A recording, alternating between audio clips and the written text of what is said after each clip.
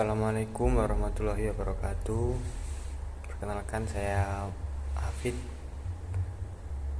dari program studi pendidikan ekonomi angkatan 2021. Kali ini saya akan mempresentasikan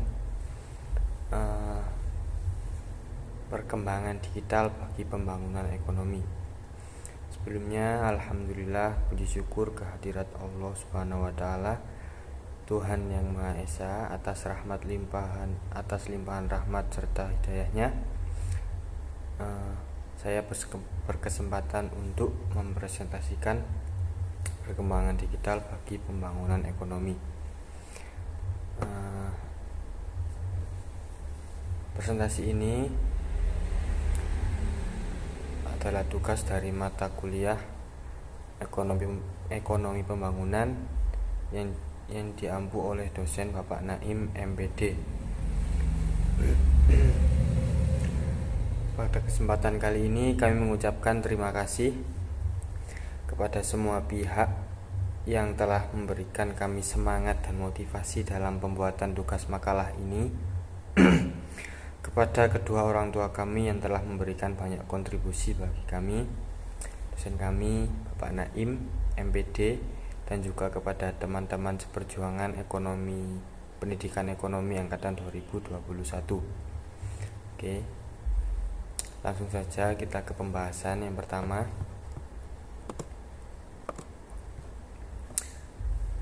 Kali ini saya akan membahas tentang pertama, pengertian ekonomi digital, yang kedua, perkembangan digital bagi perekonomian Indonesia, yang ketiga, peran digital bagi perekonomian Indonesia. Oke, yang pertama, pengertian ekonomi digital.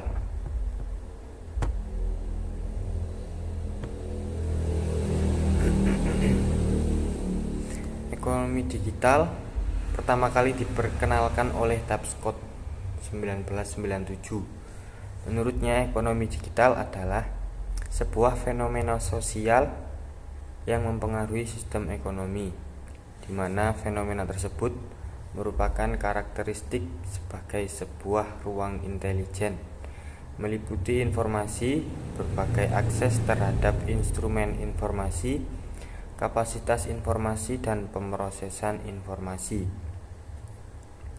Sementara itu, konsep ekonomi digital menurut Zimmerman 2000 merupakan sebuah konsep yang sering digunakan untuk menjelaskan dampak global terhadap pesatnya perkembangan teknologi, informasi, dan komunikasi yang berdampak pada kondisi sosial ekonomi.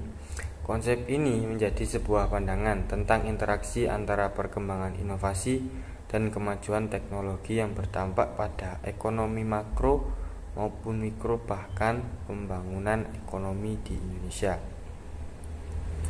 Oke, lanjut. Menurut Dell 2006, sejarah ekonomi dunia telah melalui 4 era dalam hidup manusia, yaitu era masyarakat pertanian, era mesin pasca revolusi industri, era perburuan minyak, dan era kapitalisme korporasi multinasional.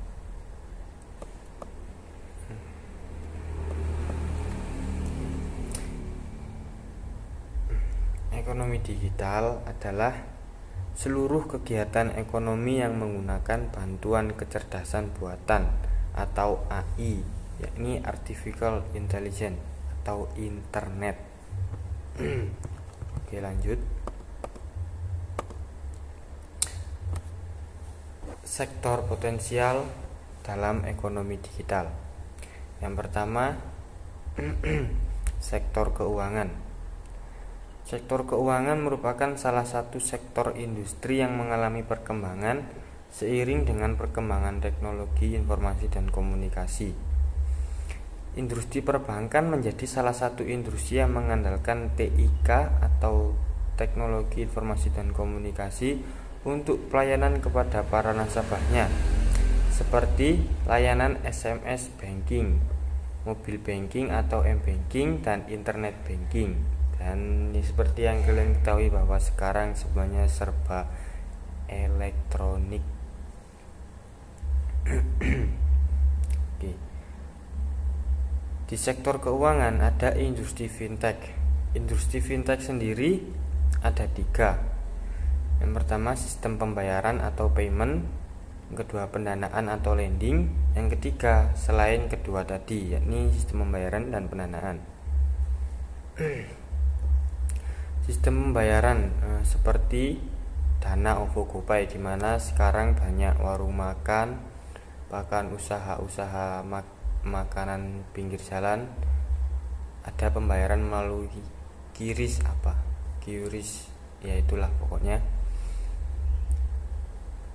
Ya, dimana itu merupakan salah satu kemajuan teknologi di bidang fintech yakni sistem pembayaran. Yang kedua di sektor kebudayaan, pariwisata, dan ekonomi kreatif. Ekonomi digital telah memasuki seluruh sektor kehidupan manusia, termasuk di sektor kebudayaan, pariwisata, dan ekonomi kreatif. Pada tahun 2009, World Trade Organization atau WTO menyatakan bahwa pariwisata budaya adalah industri yang berkembang dengan pesat sejak tahun 90-an, melebihi perkembangan industri pariwisata lainnya. Hal ini didorong oleh adanya kerinduan terhadap nilai-nilai yang lebih dalam seperti agama, seni, dan sastra, terutama oleh wisatawan mancanegara yang sibuk dengan hiruk-pikuk kehidupan modern.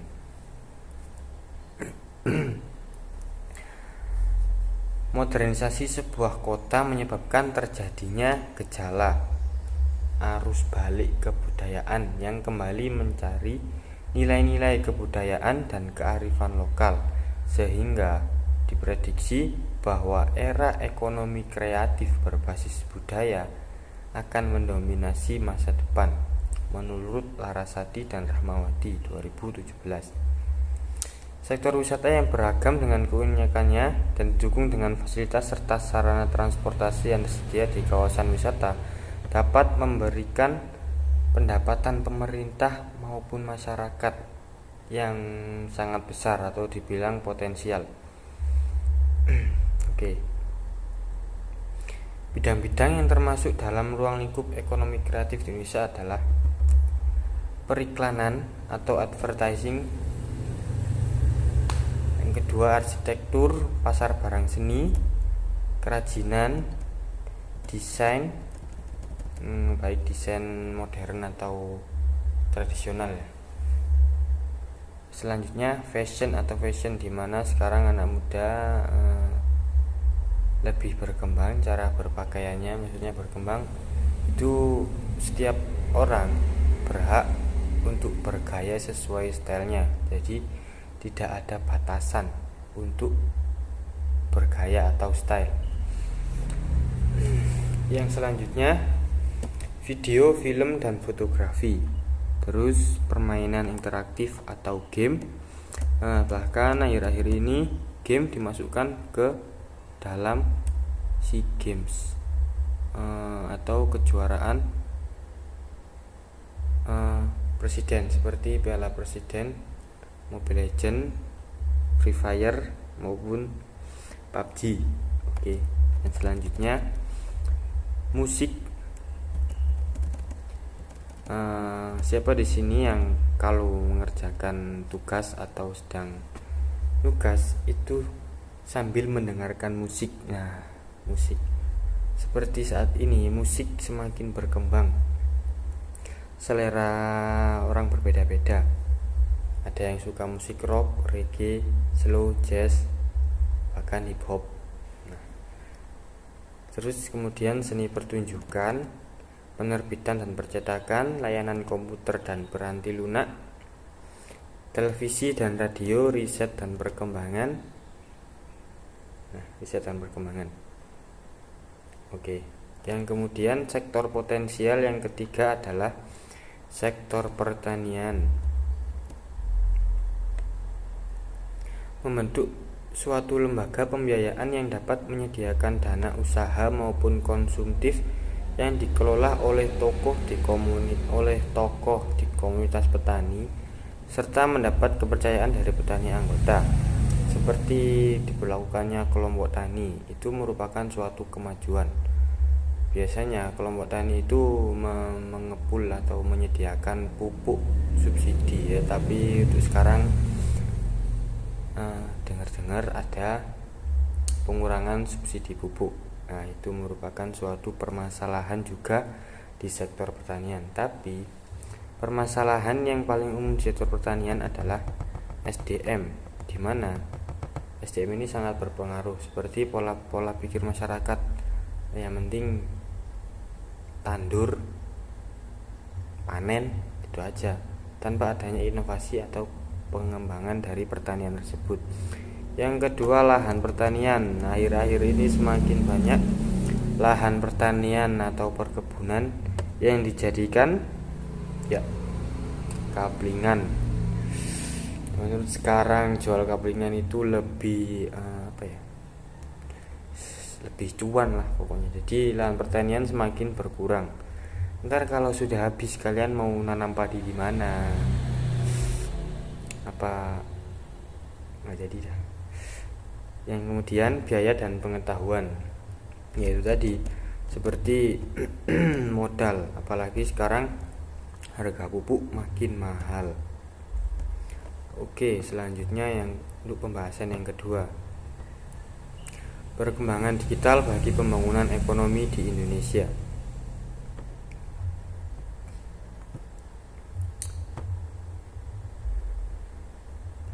Pembangunan infrastruktur digital menjadi sebuah keniscayaan.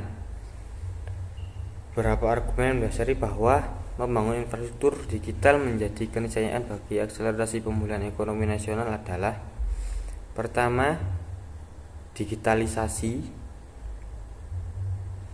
Yang kedua,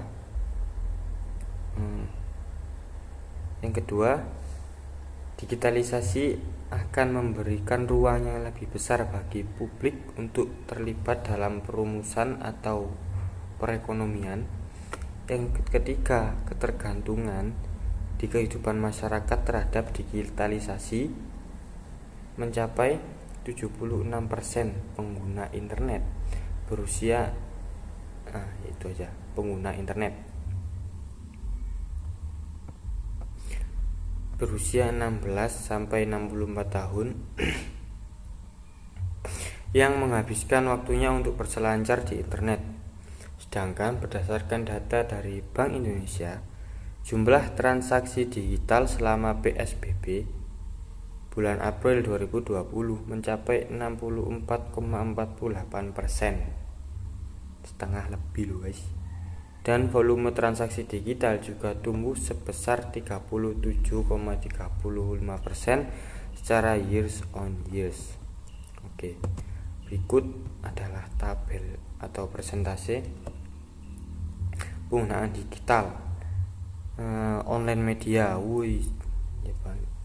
Diperkirakan 2025 akan lumayan lah. Semua serba digital, makanan digital, transportasi digital, tiket bahkan digital, sembarang serba mudah sekarang. Oke, lanjut ke pembahasan yang ketiga, peran digital bagi pembangunan ekonomi di Indonesia.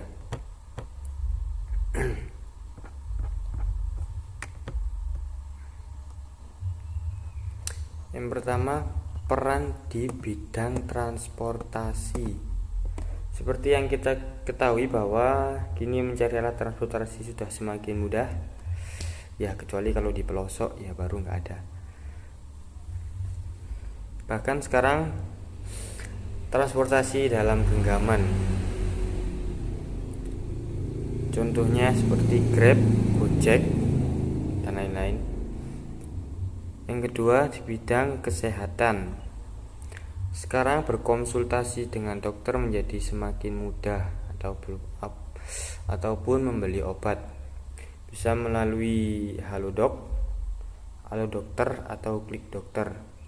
Yang ketiga, perbankan. Seperti yang jelaskan tadi,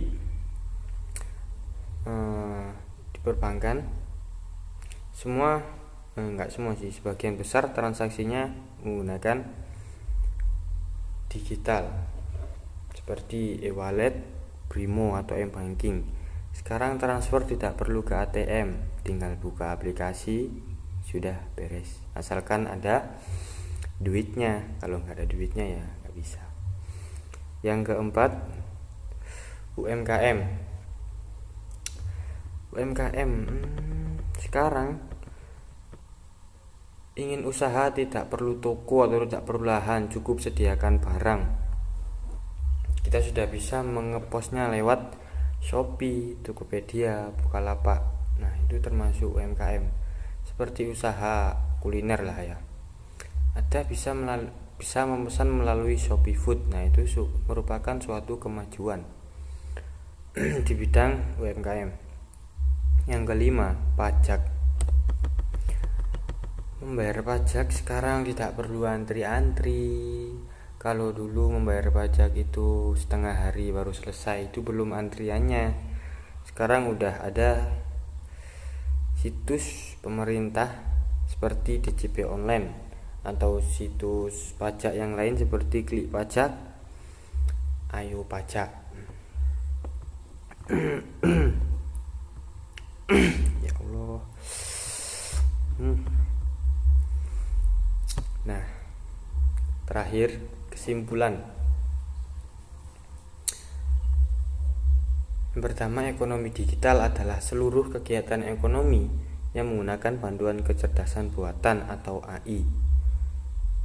Selanjutnya, sejarah ekonomi dunia telah melalui 4 era dalam hidup manusia, yakni era masyarakat pertanian, era mesin pasca revolusi industri, era perburuan minyak, dan era kapitalisme korporasi multinasional.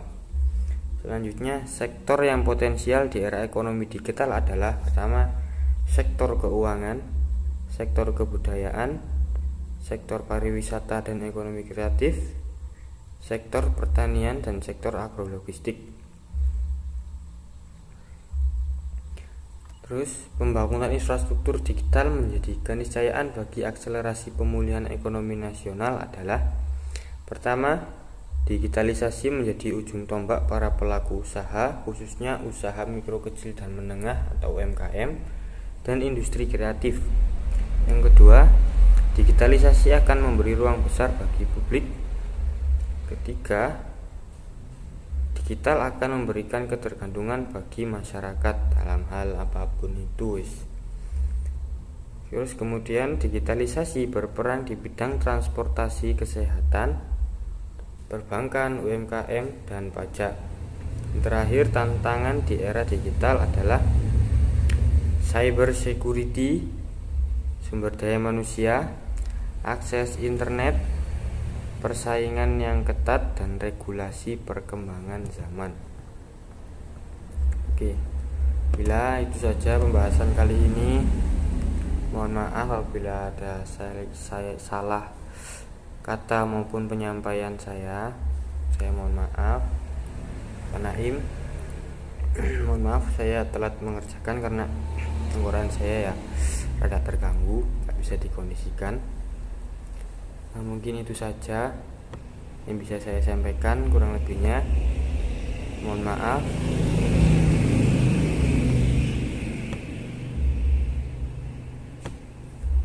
Dan terima kasih.